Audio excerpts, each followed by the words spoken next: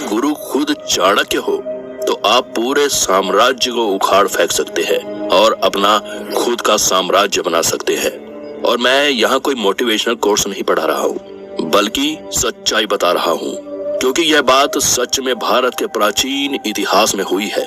मौर्य साम्राज्य की स्थापना के पीछे भी कुछ इसी तरह की वजह थी। चंद्रगुप्त मौर्य और चाणक्य ने एक साथ मिलकर उस समय कई सौ सालों से भारत पर शासन कर रहे दुनिया के सबसे ताकतवर और बड़े साम्राज्य में से एक मगध साम्राज्य को हराकर पूरे अखंड भारत पर अपना साम्राज्य बना लिया था।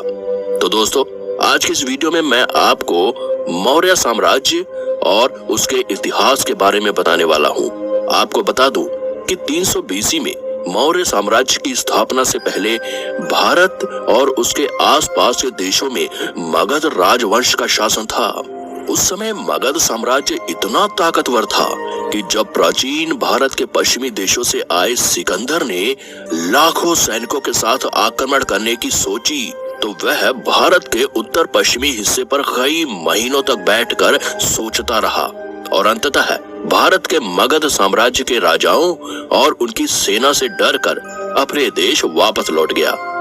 लेकिन भारत की मिट्टी से जन्मे चंद्रगुप्त मौर्य ने चाणक्य से मिली शिक्षा और राजनीति के दम पर मगध साम्राज्य के राजा को हराकर चंद्रगुप्त मौर्य ने भारत के मौर्य साम्राज्य की स्थापना कर दी। भारत के इतिहास में सबसे बड़ा साम्राज्य अभी तक मौर्य साम्राज्य ही रहा है, और सिर्फ बड़ा ही नहीं, प्राचीन भारत में मौर्य साम्राज्य दुनिया के सबसे ताकतवर साम्राज्य में से भी एक था। चलिए मौर्य साम्राज्य के इतिहास को थोड़ा डिटेल में समझते हैं। मौर्य साम्राज्य के बारे में सबसे ज्यादा हमें 300 BC से 150 BC के बीच लिखे गए दस्तावेजों और किताबों से पता चलता है, जिसमें कुछ मुख्य किताबें कौटिल्य का अर्थशास्त्र, मेगास्थनीज का इंडिका, विशाखादत्त का कृत मुद्रा राक्षस है। इसके अलावा बौद्ध ग्रंथ और जैन धर्म के धार्मिक दस्तावेजों में भी हमें मौर्य साम्राज्य और मौर्य साम्राज्य के राजाओं के बारे में काफी कुछ जानने को मिलता है।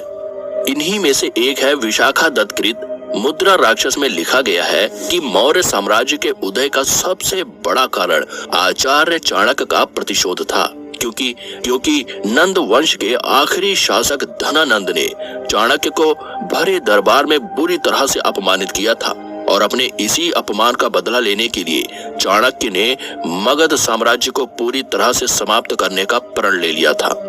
उन्हें पता था कि वह एक योद्धा तो नहीं है, वह यह खुद नहीं कर सकते, लेकिन आचार्य चाणक्य ने उस समय चंद्रगुप्त मौर्य को इस सपने को पूरा करने के लिए चुना और चंद्रगुप्त मौर्य को हर तरह की शिक्षा दी, जिसके कारण वह मगध साम्राज्य को हराकर एक नए साम्राज्य की स्थापना कर सके।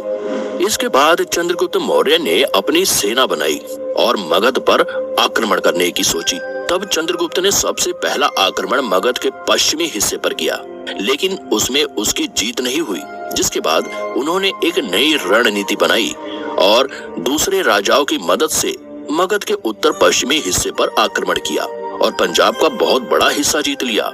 लेकिन मगध साम्राज्य पर सबसे बड़ा हमला चंद्रगुप्त मौर्य द्वारा 322 BC में किया गया, जब चंद्रगुप्त मौर्य ने अपने साथी राजाओं के साथ मिलकर मगध की राजधानी पाटलिपुत्र को घेर लिया, जिसके बाद मगध के राजा धनानंद और चंद्रगुप्त मौर्य के बीच एक लंबा युद्ध हुआ और चंद्रगुप्त मौर्य ने अपनी सोच बूझ से और चाणक्य नीति के बल पर प्राचीन भारत पर कई सालों से चले आ रहे मगध साम्राज्य को तहस नहस कर मगध साम्राज्य के राजा धनानंद को हरा दिया, और इस तरह चंद्रगुप्त मौर्य को मगध साम्राज्य का राजा चुना गया और मगध साम्राज्य का नाम बदलकर मौर्य साम्राज्य कर दिया गया।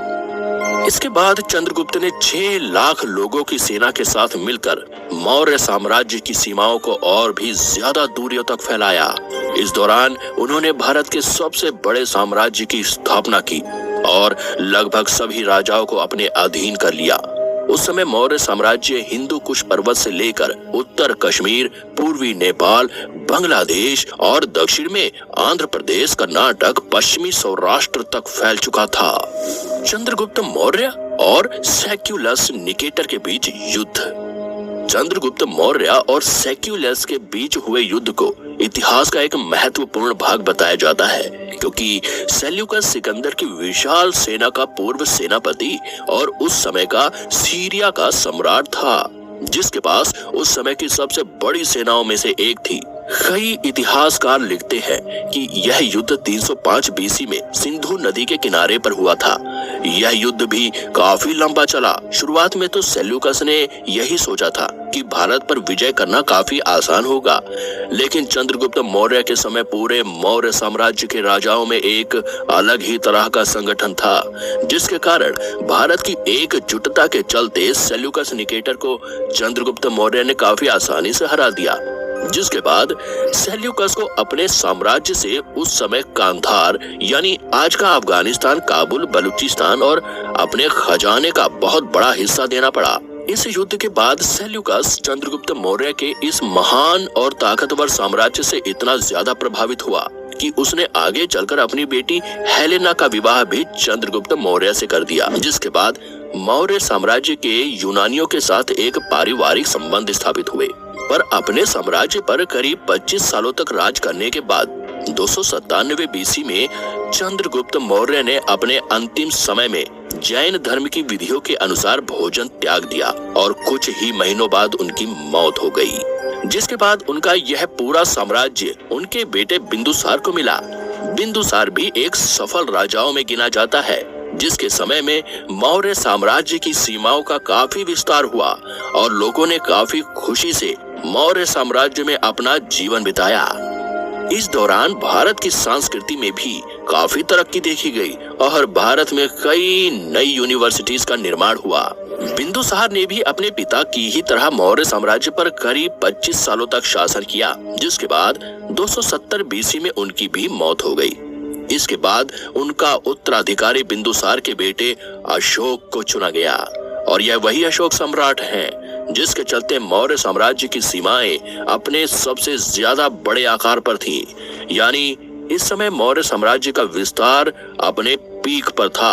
अशोक सम्राट को मौर्य साम्राज्य के सबसे ताकतवर और समझदार राजाओं में से एक माना जाता है, जिसके समय मौर्य साम्राज्य यानी पूरे अखंड भारत ने काफी ज्यादा तरक्की की।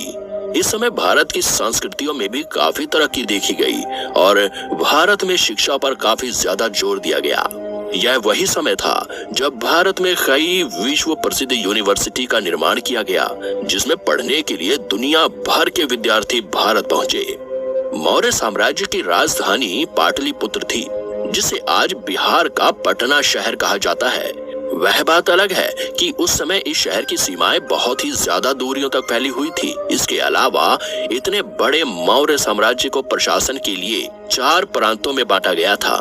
पूर्वी भाग की राजधानी तौसाली थी और दक्षिणी भाग की स्वर्णगिरी थी। इसी प्रकार उत्तर तथा पश्चिमी भाग की राजधानी तक्षशिला और उज्जैन को बनाया गया था। इसके अलावा समापा, इशिला और कौशाम्बी नाम के शहर भी उस समय मौर्य साम्राज्य में काफी महत्वपूर्ण स्थान रखते थे। अशोक द्वारा भी मौर्य साम्राज्य को संभालने के लिए कई व्यवस्थाएं की गई थीं, जिसमें राज्य के कामों को संभालने के लिए खास प्रांतपाल कुमार चुने जाते थे, जो स्थानीय प्रांतों के शासक थे। कुमार की मदद के लिए हर प्रांत में एक मंत्री परिषद तथा महामात्य होते थे। प्रांत आगे जिलों में बटे होते थे। प्रत्येक जिला गांव के समूहों में बटा होता था और इन सभी को आदेश देने वाले और जोड़कर रखने वाले मौर्य साम्राज्य के मंत्री या फिर खुद अशोक सम्राट होते थे। अशोक सम्राट के समय मौर्य साम्राज्य के यूरोप और एशिया के राज्यों के साथ दोस्ती जैसे संबंध स्थापित हुए। इस दौरान भारत में कई प्रसिद्ध इमारतों और स्तंभों का निर्माण कराया गया। जी हाँ, अशोक स्तंभ का निर्माण भी इसी दौरान हुआ था, जो भारत के इतिहास का एक ऐसा गौरवशाली प्रतीक है कि भारत सरकार द्वारा उसे आज भी भारतीय नोटों पर छापा जाता है। अशोक के ऐसे ही कामों के कारण भारत के इतिहास में वो सबसे प्रसिद्ध सम्राटों में से एक बन गए और उन्हें महान अशोक भी कहा गया। अशोक सम्राट ने अपने पिछले राजाओं से ज्यादा करीब 41 सालों तक मौर्य साम्राज्य पर शासन किया और 232 बीसी में अशोक सम्राट का निधन हुआ। सम्राट अशोक के निधन से लगभग आधी सदी बाद महान मौर्य साम्राज्य उखड़ने लगा। 200 BC आते आते मौर्य साम्राज्य सिकुड़ गया। इतिहासकार बताते हैं कि इतने बड़े साम्राज्य के पतन का कारण भी उसका बड़ा आकार ही था, क्योंकि अशोक सम्राट जैसे राजा तो इस बड़े साम्राज्य को संभाल कर रख पाए, लेकिन इनके बाद जो मौर्य साम्राज्य में राजा हुए वह इतने बड़े साम्राज्य की देख रेख नहीं कर पाए।